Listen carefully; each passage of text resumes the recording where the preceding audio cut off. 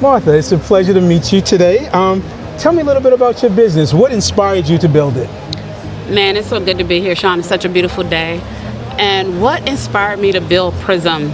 Out of personal story, personal issue. My dad had an accident after Hurricane Irma in 2017. He fell off the roof helping a neighbor and was rushed to the hospital, and we couldn't find any of his assets or passwords because my mom and dad have been married 64 years. Can you believe that? 64. And traditional, I know, right? God bless them, right?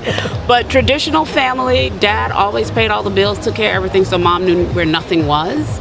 And she called me and my sister hundreds of miles away asking us, hey, did dad ever talk to you about where the assets are? Because I don't know how I'm going to pay for his hospital bills. And that made me realize that we needed to create something so that we can locate his assets wherever they are to make sure mom is taken care of. And so that's where it was born. Okay. Where it expanded was I was head of retail software engineering at a global bank during COVID. And so a lot of people lost their lives unexpectedly during COVID. And I was over branch operation software, so software that runs to branches, and people would come in looking for the assets of their lost, their loved ones that had passed. And that information was stale.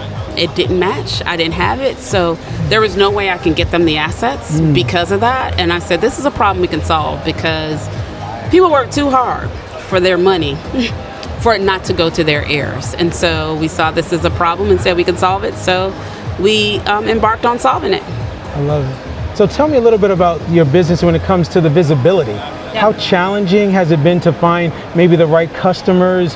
Who are you selling to? Again, talk to me a little bit about that visibility piece. Yeah, so man, visibility is challenge, right? Because building the product is only half the battle. Because if no one knows about it, then they're not going to use it, right?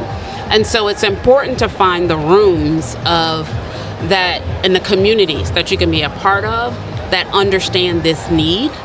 And that then they can tell other people about it. So we market to banks because it's a primarily B2B product, but we also understand how important it is to individuals for them to be able to catalog and understand how to transfer their assets to their loved ones. And so being a part of like the D9 community, going to different conferences, all of those different things to get that visibility is critical. It's critical. Well, you stumbled on a little bit more of my second question right now. Yeah. In essence, what made you decide to become a part of the D9 network and making sure that it was the right community for your business? Yeah, so one of the things I'm passionate about is ensuring that we as one Black community, because this is a thing that plagues us, that we're not transferring our assets over because we're afraid to talk about it, right? And then when you look at the D9 network, we're all college educated. We're all looking to get assets, so we all have something to pass on.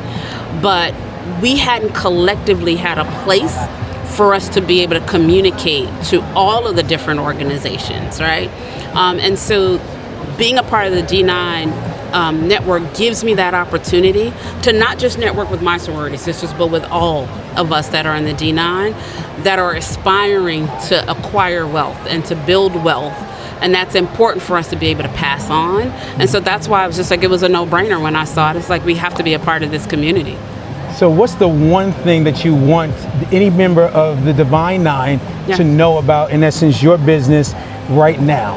Yeah, that legacy is something that we should all be thinking of and acting on. It's so critical in so many different ways. The first way is what I do. I sell to banks, but not only to banks. It's not just for banks. It's for everyone because we all care about it, right? So much. And it's not just about wealth, right? Like one of the things I know that we talked about is we have a lot of different vintage paraphernalia and items that's very important to us. Right, that might have been passed down from great-grandma who's been a legacy, or great-grandpa was a legacy, right? And there are too many times that we find that at the Goodwill or at the thrift shop, right? And we see on Facebook, oh, we see this line jacket from years ago. Like, we need to be able to cherish that and understand how do we pass that on to our next generation. And Prism is absolutely a platform that can do that and help facilitate that, because that is valuable in and of itself. We have we have paraphernalia and artifacts in museums, right? Our history is rich. So I want people to not just think about legacy as it relates to the money that they're going to pass on, but also the artifacts that they're going to pass on, because it's so important, the stories behind it that we pass on to it. And so we don't think about it often, and we have never really created a platform to be able to facilitate that, but Prismm absolutely can be that platform. And that's the mindset that I have across what does legacy look like for everyone, and particularly for us at the D9. What I loved about the platform, and again, I sat back and I opened up my account, and I absolutely loved it where it made it so simple. Yes. I was able to actually, the watch that I had on, I actually took a picture of it. And then of course later I went over to the site and I plugged it in, put the estimated value thereof, and then I can determine exactly who's going to get that. And then the good thing about it is that what I love it is that right now, if something, God forbid, was to happen to me, you have it where, again, immediate access to goes to maybe one or all three of my daughters, whatever it might be, so that nobody else gets involved in my business. Correct. I can sit back and still be in control of that. Correct. And slowly but surely, you can take a picture of the house, take a picture of this, slowly but surely build it up. Absolutely. So all of your assets are in this protected system. And then because you're working with the banks, it's, you know, it's right there. It's all legitimate. Again, so tell me, if there's one piece of advice that you could give to a Greek brother or sister in regards to starting a business, what would it be? Just start. Just start, right? Because you're never gonna feel ready. Because I'm the perfectionist. I'm the one that's like, well, it gotta be this, and this.